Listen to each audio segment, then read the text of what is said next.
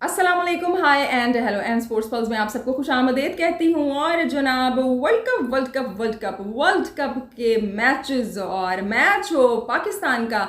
और ऐसा कैसे हो सकता है कि पाकिस्तान के मैच में पाकिस्तानी फैंस को कोई ऐसा सुकून का सांस मिल जाए, खुशी मिल जाए कि हम आसानी से सुकून से जीत जाएं। ऐसा तो नहीं होता, कभी शाज़ो नादिर भी होता है, लेकिन आज तो जनाब पाकिस्तानी टीम ने हार को भी इतना मुश्किल बना दिया फैंस के लिए कि बिल्कुल ऐसा फील हो रहा था कि जैसे आपके हलक में कोई कांटा अटक गया है और बस वो अब निकला कि तब निकला, और फाइनली वो निकल नहीं सका क्योंकि हमारी जो टीम है वो बिल्कुल आखिर में आके हार गई। जीत के हम ऐसे जाके करीब तो आए लेकिन उसे हासिल नहीं कर सके हम। और इसके अंदर किसकी गलती है, किसकी गलती नहीं है, कहाँ पर गलती हो गई? साउथ अफ्रीका के बारे में जो कि हम सोच रहे थे कि बड़े चौकर्स हैं और क्या पाकिस्तानी टीम कम बैक कर पाएगी, इन सब बातों पर बात करेंगे आपसे, क्योंकि अब हम बस बातें ही तो कर सकते हैं और क्या कर सकते हैं।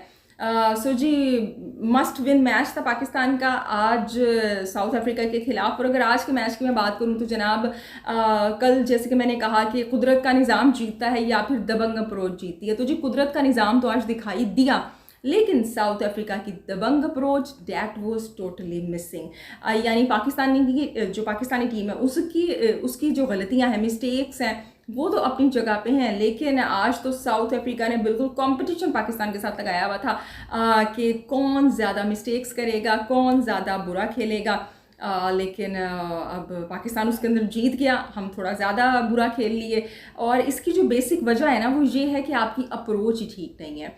आप देखिए 6 मैचेस अभी तक पाकिस्तानी टीम ने खेल ली हैं। उन 6 मैचेस में से 4 मैचेस ऐसे हैं कि जिसके अंदर हम लोग अपने 50 ओवर्स ही नहीं खेल पाए हैं।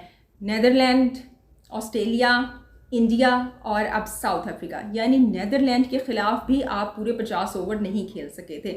जब आप इस अप्रोच के साथ खेलेंगे, इस अप्रोच के साथ बैटिंग करेंगे तो और क्या रिजल्ट सामने आएंगे? वही हुआ कि वो जो आपका वो जो कुछ रन शॉर्ट थे, वो जो आप अगर 50 ओवर पूरे खेल लेते तो आप ये मैच जीत सकते थे। या वो जो आपकी बॉलिंग अगेन आज आपकी मैदान में आई, ख़ासतौर पे पेसर्स ने बड़ी अच्छी बॉलिंग की और पूरी कोशिश की उन्होंने मैच को बनाने की, जिताने की, मैच को बड़ा थ्रिलिंग बना दिया। लेकिन वही बात है कि जब आप कोई चीज़ जीतते हैं तो तीनों डिपार्टमेंट्स का, पूरी टीम को मिलके काम करना पड़ता है। खाली कोई एक डिपार्टमेंट या एक दो खिलाड़ी मिलके मैच नहीं जितवा पाते हैं। ये कोई T20 ऊपर से है नहीं कि कोई आएगा चीनी खेल देगा और आप मैच जीत जाएंगे। सो जी, बहरहाल आज के मैच की बात करें तो पाकिस्तान ने टॉस जीत कर पहले बैटिंग का फैसला किया, बिल्कुल सही फैसला किया। और चेन्नई की पिच की आज जब हमने देखा उसे तो बड़ी एक मज़े की पिच बैटर्स के लिए, और बड़ी आसान, मतलब वो फील हो रहा था कि आसानी से बैटिंग हो जाएगी और 300 तो हम बना ही सकते हैं इस पर। लेकिन क्योंकि जो हमारी ओपनिंग जोड़ी है उन्होंने तो सोच के रखा हुआ है कि हमने या तो खेलना ही नहीं है, और अगर हमने कभी कुछ खेल भी लेना है तो वो अपने लिए हमने बस 50-60 रन बना के 70-80 के स्ट्राइक रेट से घर चले जाना है। आज देखिए अब्दुल्ला शफीक, मेरे ख्याल से 5वां ओवर था, वो एक नहायजी लूज शॉट खेलते हुए कैच आउट हो गए। फिर उसके बाद इमाम स्लिप पे आउट हो जाते हैं और फिर जनाब जो विकेट्स गिरने का सिलसिला है वो जारी रहता है। रिजवान की यहाँ पे बात करूँ तो रिजवान की तो ये खुशकिस्मती है, वरना वो जो उन्होंने पहली ही शॉट मारी थी वो एज, वो जो मार्को यानसन खुद से अगर वो कैच कर लेते एक मुश्किल कैच तो वो आउट हो जाते, कि जिस पर थोड़ी सी गर्मा गर्मी भी हो गई। वो भी कह रहे थे क्या शॉट खेल दिया रिजवान आपने। सो बहरहाल उसके बाद रिजवान भी आउट हो गए। और आप अगर एक बात नोट करें कि हमारे जितने खिलाड़ी हैं वो अपने जो ज़्यादातर हैं उसमें से शॉट खेलते हुए आउट हुए हैं।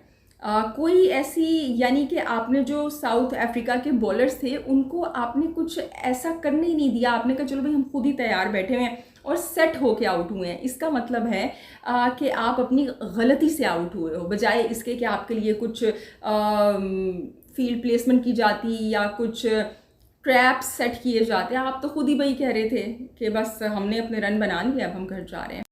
सो जी, आज हमने देखा कि इफ्तिखार को प्रमोट किया गया। बाज़ लोगों का ऐसा कहना है कि सऊद शकील को भेजना चाहिए था, लेकिन बहरहाल मैनेजमेंट है, कैप्टन है, फैसला आपने बना लिया, देन मेक इट राइट। लेकिन वही बात है कि 21 रन उन्होंने बनाए, एक गैर ज़रूरी शॉट खेली और कैच देकर रवाना हो गए जी पवेलियन को। जी सऊद शकील और शादाब ने इनिंग को आगे बढ़ाया, और जब बाबर आजम आउट हुए थे तब 28वां ओवर था, 141 पर 5 खिलाड़ी आउट थे। 5 का रन रेट था 5 पॉइंट समथिंग का, लेकिन जब ये 2 खिलाड़ी आए इन्होंने रन रेट को आगे बढ़ाया और 7 प्लस में चला गया था वो। और ये वो मौका था कि जब हम पाकिस्तानी फ़ैन सोच रहे थे कि भाई अब तो 300 का जो है ना वो स्कोर बोर्ड पर लगेगा ही लगेगा, लेकिन वही बात है कि हम जैसा सोचते हैं वैसा तो नहीं होता है। जी पहले शादाब आउट होते हैं, फिर हमने देखा कि गालबन 42 ओवर था या 43rd ओवर था, आउट हो जाते हैं सऊद शकील भी 259 पर। और जो मसला हुआ है ना, आप देखिए जो आपने पहले खेल लिया, आप पहले स्लो खेल रहे थे, बाद में इन दोनों ने आके रन रेट को आगे बढ़ाया, लेकिन जो बाद में बैटर्स आए उनकी क्या जिम्मेदारी है। नवाज़ की हम बात कर लें, वो टीम में जब शामिल होते हैं तो हमें पता है कि ये आपको विकेट्स भी लेके देंगे और ये बैटिंग भी अच्छी करते हैं, रन्स में भी इजाफा करेंगे। लेकिन वही बात है कि जब आपको पता है कि आगे आपके पास अभी 7-8 ओवर पड़े हुए हैं तो क्या जल्दी है भाई, आप ऐसा क्यों नहीं करते कि रनिंग बिटवीन द विकेट्स करो। आप अंदाज़ा लगाएं कि 40 ओवर्स के अंदर हम इतना स्लो खेल रहे थे कि 40 ओवर के अंदर 240 बॉल्स होती हैं, 131 डॉट बॉल्स खेली हैं हमने। ये जो डॉट बॉल्स हैं ना, ये हमारी टीम के लिए, हमारे बैटर्स के लिए नाइटमेयर बन चुकी हैं। और उसके बाद जब शादाब ने और सऊद शकील ने आकर रन रेट को आगे बढ़ाया, बजाय ये कि आगे आने वाले बल्लेबाज समझदारी से खेलते, वही जी शाहीन शाह अफरीदी भी एक शॉट लगाते हुए आउट हो गए। हर एक को शाहिद अफरीदी बनना है, गैर ज़रूरी तरीके से बनना है जब आपकी ज़रूरत ही नहीं है आपको शॉट्स लगाने की। और अगर हम नवाज़ की बात करें, उनको पता था कि अभी ओवर्स बाकी हैं और उनके बाद हारिस रऊफ़ ने आना है, लेकिन उसके बावजूद एक रेकलेस शॉट उन्होंने खेली और वो आउट हो गए। और वही हुआ कि जिसका डर था कि कहाँ, तो हम 300 का सोच रहे थे, शुरू में जो प्रोजेक्टेड स्कोर था वो 280 आ रहा था, लेकिन हम 270 पर आउट हो जाते हैं। और ये वो वजह है कि अगर आप तमाम ओवर्स खेल लेते, गैर ज़रूरी शॉट्स ना लगाते, तो वो जो आप अगर 15-20 रन भी आगे बना लेते तो यहाँ पे वो आपको काम आते। और ये जो आपकी बॉलिंग ने आज फिर से आपको सेव किया, ख़ास तौर पे आपकी पेस अटैक ने, शाहीन शाह अफरीदी ने क्या ज़बरदस्त आज बॉलिंग की। और मैं कुदरत के निज़ाम की बात कर रही थी ना, तो जो कुदरत का निज़ाम चला, हसन अली हो गए आउट और आ गए मोहम्मद वसीम जूनियर, कि जिनके बारे में मैं क्रिटिसाइज़ भी करती हूँ कि इतना उनके पास एक्सपीरियंस नहीं है, लेकिन आज उन्होंने बड़ी अच्छी बॉलिंग की। और जब वो आउट कर रहे थे तो बॉलर से ज़्यादा जो खुशी है ना, वो आप देखें तो बाबर आजम को हो रही थी, क्योंकि ऑफ कोर्स जब आप कैप्टन होते हो तो आप पे प्रेशर होता है, चाहे आप एक्सेप्ट करो या ना करो। जी आपके जो बॉलर्स हैं वो आपको गेम में वापस लेके आते हैं। हालांकि स्पिनर्स ने आज अच्छी नहीं बॉलिंग की है, कुदरत का निज़ाम चला, और जो शादाब थे वो कंकशन की वजह से गए और उसामा मीर आए और आके उन्होंने आउट भी किया, कैच भी अच्छा पकड़ा। जी कुदरत के निज़ाम ने तो आपका साथ दिया, लेकिन आपने क्या किया, आपने प्लानिंग नहीं की, आपकी गेम अवेयरनेस नहीं थी। और आखिर में जी बॉल्स काफ़ी ज़्यादा थी, लेकिन हमारी बॉलिंग पे हमें इतना ट्रस्ट था कि ये जो 2 खिलाड़ी आउट हो जाएंगे। एक खिलाड़ी को आउट कर दिया, हारिस रऊफ ने बड़ा ज़बरदस्त उनका लेफ़्ट हैंड से कैच पकड़ा। आप देखें कि उनके जो आखिर में शम्सी आए हैं और नगीदी को तो आउट कर दिया था, और जो केशव महाराज है, शम्सी ने 18 रन बनाए हुए थे इस मैच से पहले, 18 उनके क्रेडिट पे रन थे, लेकिन उनकी जो टेल है, उन्होंने इतनी समझदारी का यहाँ पे मुजाहिरा किया है कि मैं ये सोच रही थी कि अगर ये अक्लमंद होंगे ये फास्ट बॉलर्स को खेलने के लिए नहीं जाएंगे, और वही उन्होंने किया। उन्होंने हसन अली की तरह, नवाज़ की तरह या मोहम्मद वसीम जूनियर की तरह कोई स्लॉगिंग नहीं की, बल्कि उन्होंने जो फास्ट बॉलर्स थे उनको खेला ही नहीं, वहाँ पे उन्होंने अवॉइड किया, उनके ओवर निकाले। और जब आपके स्पिनर आए और स्पिनर वैसे नवाज़ के, जिनको बाबर कहते हैं, कि भाई ये तो मेरा मैच विनर है आज।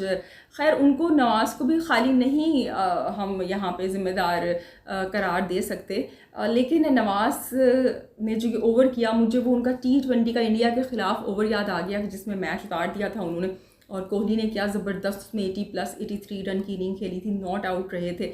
आज फिर वो जो शॉर्ट बॉल उन्होंने की, उस पर चौका लगा और इस तरह अच्छा, जब चौका लगा सो मुझे यकीन नहीं आ रहा था। मैंने कहा नहीं नहीं, ये कैसे हो गया।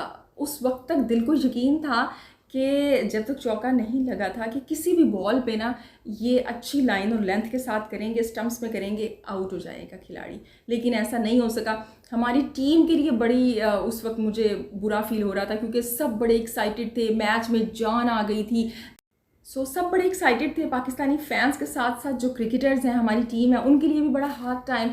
आपने देखा होगा कि मैच बिल्कुल उस लेवल पे आ गया था कि बस वो लग रहा था कि अभी आउट हुआ और अभी विकेट आई। लेकिन ऐसा नहीं हो सका। ज़मान खान, शादाब, जो कैंप था, वो सब बस इस इंतज़ार में थे हम भाग के जाएं और ये जो जीत इतनी मुश्किल से मिली इसको गले लगा लें। लेकिन जी, जीत के लिए वो क्या कहते हैं ना, जो जीतेगा वो सिकंदर होगा। और जीत सिर्फ मुकद्दर से नहीं मिलती, इसके लिए आपको मेहनत भी करनी पड़ती है, प्लानिंग भी करनी पड़ती है। वही आपके जो ओवर्स ना खेलना, आपकी स्लॉगिंग, जल्दबाजी सामने आई। बाबर काफ़ी परेशान और डिप्रेस दिखाई दिए। जो नवाज़ थे उनको झाड़ भी दिया उन्होंने, जो कि एक नेचुरल सी चीज़ है। नवाज़ ने वो जो शॉर्ट बॉल की ना, अच्छा, बाज़ तो कह रहे हैं कि भाई वहाँ पे अगर उसामा मीर को दे देते, क्योंकि फास्ट बॉलर्स का कोटा पूरा हो गया था, तो उसामा मीर भी कोई फुल टॉस करवा सकते थे। उसामा मीर भी कोई इतनी अच्छी वर्ल्ड क्लास बॉलिंग नहीं कर रहे हैं। पाकिस्तान का जो स्पिनिंग डिपार्टमेंट है बिल्कुल भी फॉर्म में नहीं है।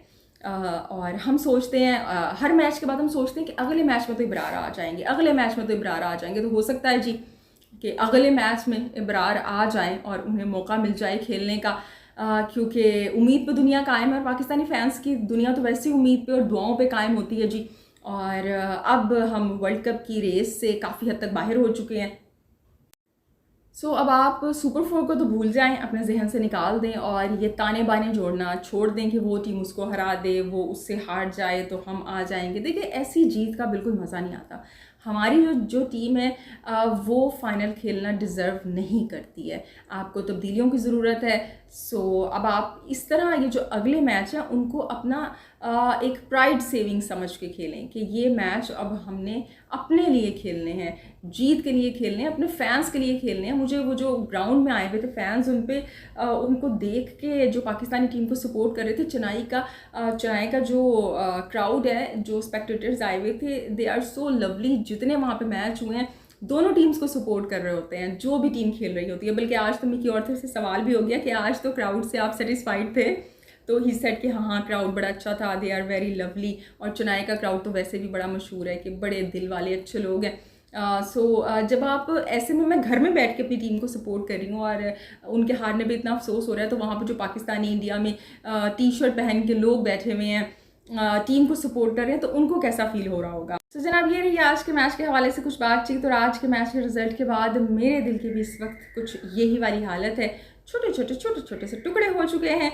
और वैसे कभी कभी मुझे जो इंडियन फैंस है, ख़ासतौर पे इस टूर्नामेंट में, आई रियली फील एनवी। ये क्या लकी फैंस है भाई, टीम जीत रही है, इंडिया में टूर्नामेंट हो रहा है, और आपको पता होता है कि रोहित शर्मा की कोई सेंचुरी सामने आएगी, या कोहली चेज मास्टर फिनिश करेंगे मैच को, या फिर केएल राहुल आएंगे नीचे से, या फिर हार्दिक पांड्या फिट होके आएंगे और अपना जादू जगाएंगे, और बुमराह की क्या परफॉर्मेंस रहेगी।